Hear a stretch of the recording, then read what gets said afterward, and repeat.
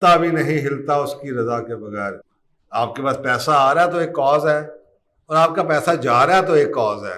جو لوگ جن کے بڑے بڑے جو نام ہیں انہوں نے بڑے برے حالات دیکھے, لیکن انہوں نے کیا کیا کہ وہ ریسیشن ان کے لیے زحمت سے رحمت بن گیا. کم از کم 10% کمپنیاں ہر ریسیشن میں ایسی رہتی ہیں جو ریسیشن میں اسٹرانگ ہو جاتی ہیں.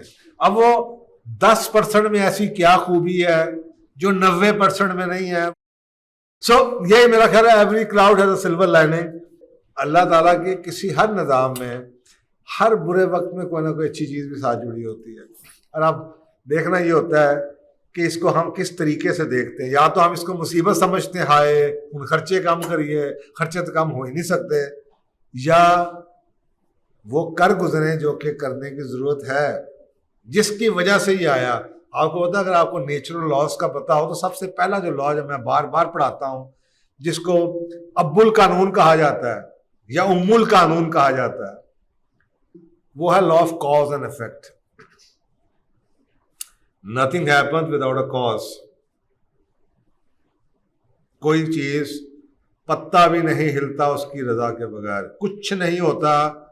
جو جاہل لوگ ہوتے ہیں جن کو کچھ سمجھ نہیں آتی وہ اس کو معجزے کا نام, قسمت کا نام یہ دے دیتے ہیں, جبکہ ہر افیکٹ کے پیچھے ایک کاز ہے.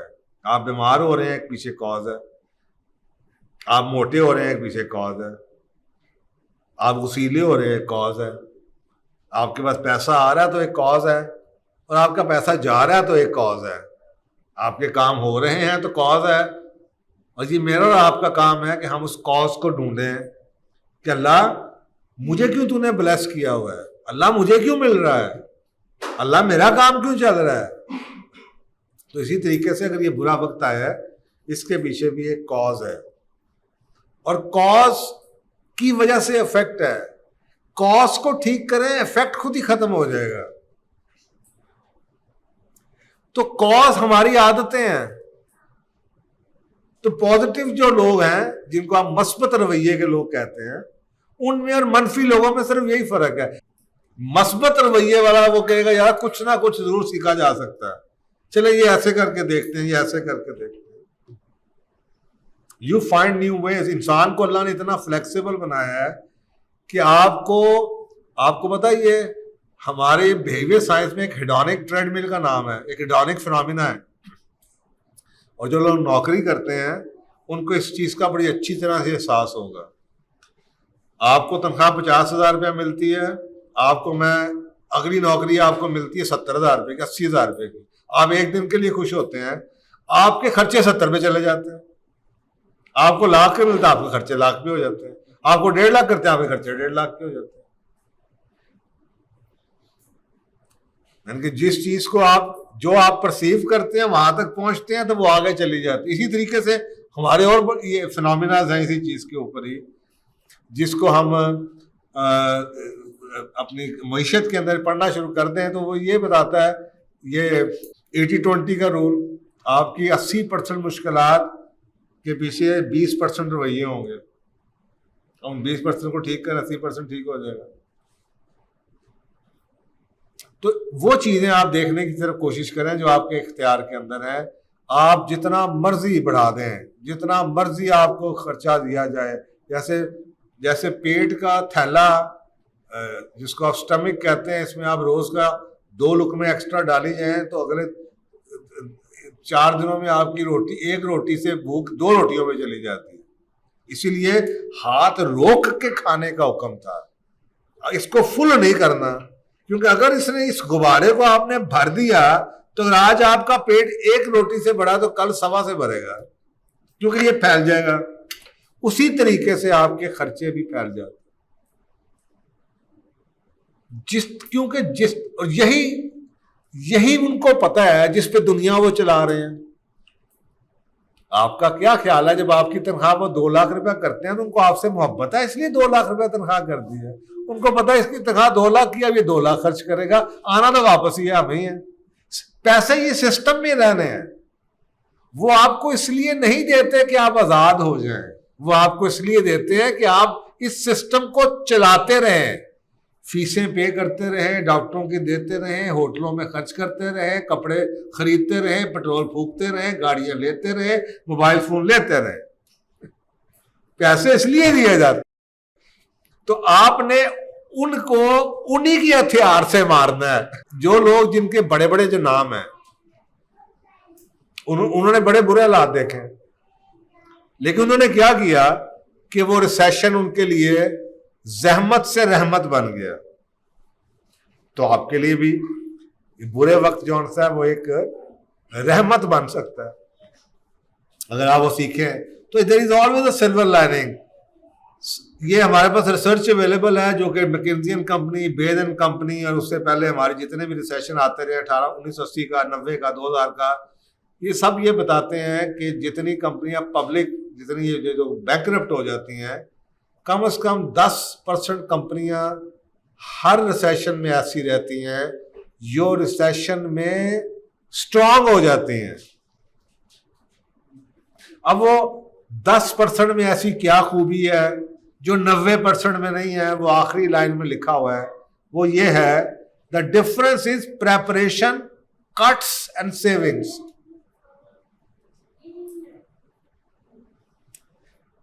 وہ کہتے ہیں کہ اگر آپ کسی چیز کے لیے، قرآن پاک میں بھی آپ کو پتا ہے گھوڑے تیار رکھو، اور اس کی وجہ ہے گھوڑے تیار رکھنے کا مطلب یہ نہیں کہ آپ نے جنگ شروع کر دینی ہے. اگر آپ گھوڑے تیار رکھیں گے نا تو دشمن پہ آپ کی ہیبت بیٹھی رہے گی. اس کا مطلب یہ ہوا when you are ready for the worst will not happen. جب آپ برے وقت کی تیاری میں تیار ہے نا تو برا وقت آئے گا نہیں. برا وقت ہمیشہ سوئے ہوں پہ آتا ہے، جو تیار ہوتے ہیں ان پہ نہیں آتا. تو یہ ہے پریپریشن کہ یہ جو کمپنی ہے جو 10% ریسیشن میں بھی ترقی کر جاتی ہیں، یہ وہ ہوتی ہیں جو تیار ہوتی ہیں کہ یار اگر ریسیشن آئے گا یا آ رہا ہے، ہم نے یہ کٹس مارنے ہیں اور یہ سیونگز کرنی ہے. تو الٹیمیٹ فارمولا وہی ہے، they immediately they switch to the survival mode. Bare minimum expenses پہ ساتھ ہی ریڈ لائن میں آ جاتی ہے، اتنے بندوں کو نکال دو، یہ چیزوں کو روک لو، خرچے بچا لو. وہ سروائیو کر جاتی ہیں.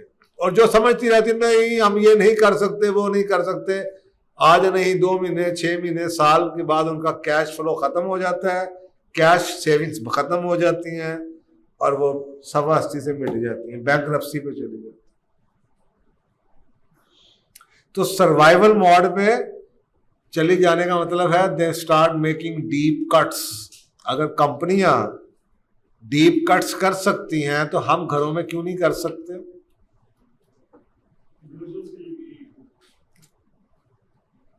ہمیں کس حکیم نے لکھا ہے کہ جناب ہم نے جو اسپیشلی یہ سوال میرا گجرے والوں سے ہے کہ 2 کلو تکے کھانا، کہاں پہ لکھا ہے؟ کھانے تھوڑی ہے.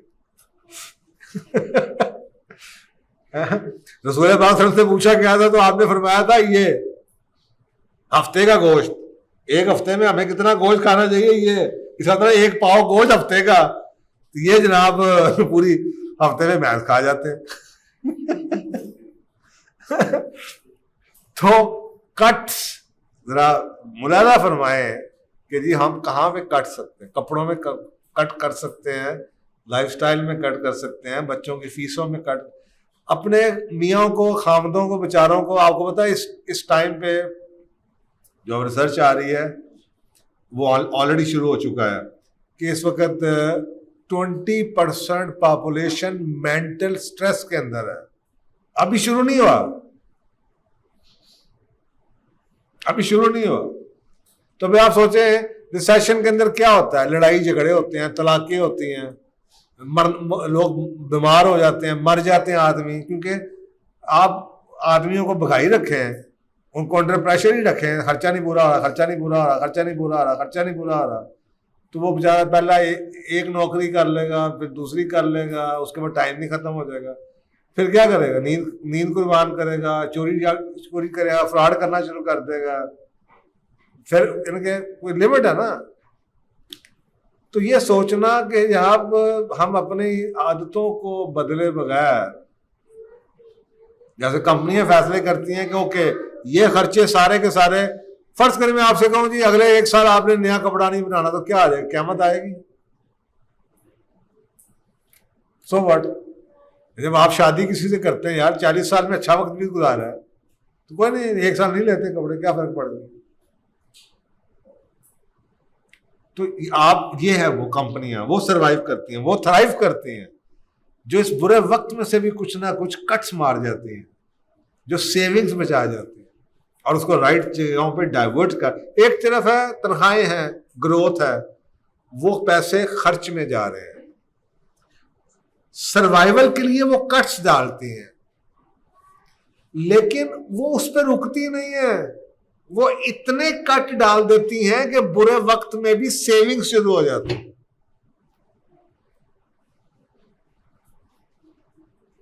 یہ کتنی عجیب سی بات ہے کہ ایک طرف مہنگائی ہے، خرچے نہیں پورے ہو رہے اور اس سے بچنے کا طریقہ یہ ہے کہ اپنی سیونگز کو بڑھا لو.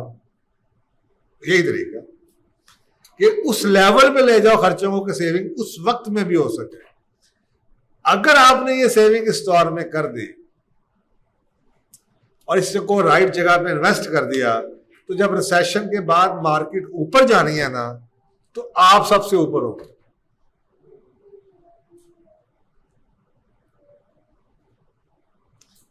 دیکھیں جو ہی مارکیٹ ریسیشن سے نکلے گی نا تو اس نے ہر چیز نے اوپر جانا ہے، لیکن اس وقت آپ چیز خرید نہیں سکیں گے. خرید وہی سکے گا جس نے اس دور میں سیونگ کی ہوگی. سمری آپ کو بتا رہا ہوں، آگے سارے سمجھا دوں گا آپ کو. پوری دنیا کی اکانومی 2 ایموشنز پہ چلتی ہے. ایک کو کہتے ہیں گریڈ، ایک کو کہتے ہیں فیئر، خوف اور لالچ. پوری دنیا کا نظام ان 2 چیزوں پہ چلتا ہے.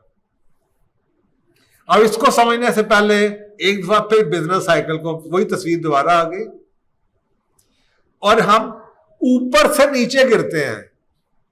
قرآن پاک اس کی کیا دلیل دیتا ہے؟ آپ دیکھیں ترجمے کو غور سے پڑھیں، شاید آپ کو کوئی جواب ملتا ہے. لیکن انسان تو ایسا ہے کہ جب اسے اس کا رب آزماتا ہے پھر اسے عزت اور نعمت دیتا ہے تو کہتا ہے کہ میرے رب نے مجھے بڑی عزت بخشی، پیک پہ آ گیا. لیکن جب اسے آزماتا ہے پھر اس پر اس کی روزی کو تنگ کرتا ہے تو کہتا ہے میرے رب نے مجھے ذلیل کر دیا. ہرگز نہیں، بلکہ تم یتیم کی عزت نہیں کرتے تھے، نہ مسکین کو کھانا کھلاتے کہ کھانے کی ترغیب دیتے، اور میت کا ترکہ سب سمیت کر کھا جاتے اور مال سے بہت زیادہ محبت رکھتے تھے. کوئی جواب ملتا ہے کہ ریسیشن کیوں آتا ہے؟ کہ you do excessive spending and forget the rights of those people whom you should not forget. greed، یہ تمہیں ڈبوتی ہے تمہاری گریڈ. اللہ یہ کہہ رہا، یہ لالچ. وہ سورۃ التکاثر یاد کریں، الہاکم التکاثر حتی زرتم المقابر.